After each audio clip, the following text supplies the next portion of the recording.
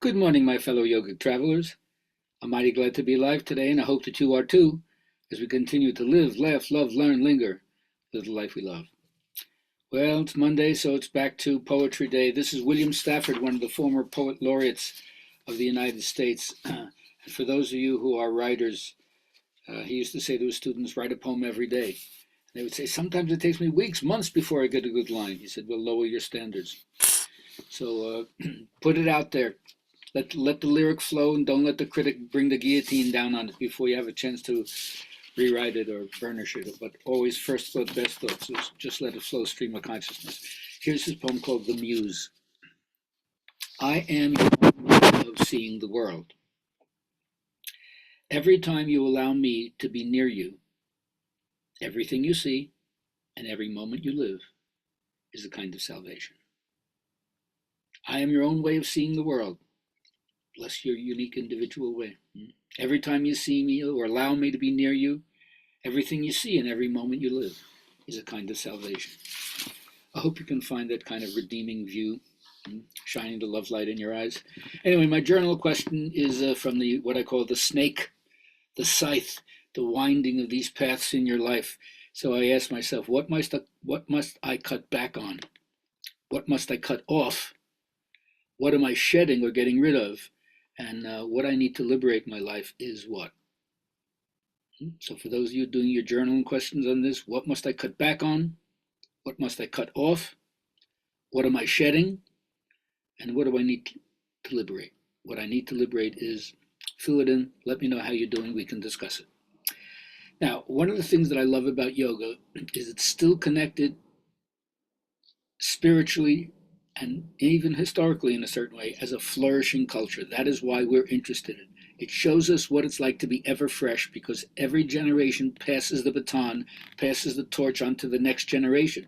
There's no magic in it except that people keep it alive, keep it lit in each generation.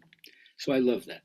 So even before I was into affirmation, I understood that having a teacher, one who is currently broader in understanding than me, is very, very helpful. Like they say, to know the road ahead, ask those coming back. And the words that I heard from my teachers, they stimulated me. Their thoughts were kind of attractive, you could say. But the thoughts were much greater than the physical senses through which I experienced them, hearing, seeing them, even though the physical senses is all I have to make this estimate. But there was something about the thrill I got from listening to my teacher's words. And they're masters of language, not only just masters of the form that they're teaching. So the first thing I learned about affirmation from them is you have to keep your consciousness in a very, very relaxed state. A state akin to sleep, you could say, almost where all effort is reduced to a total minimum. And then you have your idea, your condensed phrase, you sum it up in a brief kind of mantra, you craven it on your memory, and you repeat it to yourself as a lullaby again and again, and it gets in there, and then your subconscious mind is definitely going to respond to it. Thought, reaction, cause, effect, seed, fruit. There you go. Very simple. Now, I'm a person, although I certainly like to have my head out in ethers, I've been called a space cadet my whole life, but according to Matthew Fox, holy people draw everything earthly to themselves. Go out in the cosmos if you want to, but right now, we can also say, when you get the overview, like the astronauts look at Earth from space, and this little blue jewel in the midst of immense darkness, you realize how precious it all is. So our senses, and when I say sensuality, people always have this negative feeling like licentiousness or like hedonism, right? But our senses, our sensuality is grounded in nature. We've developed eyes, ears, mouth, nose, skin, tongue to experience the sensate quality. So our faith imposes upon us both a right and a duty to throw ourselves into the things of earth and to love it, because we are made of earth itself.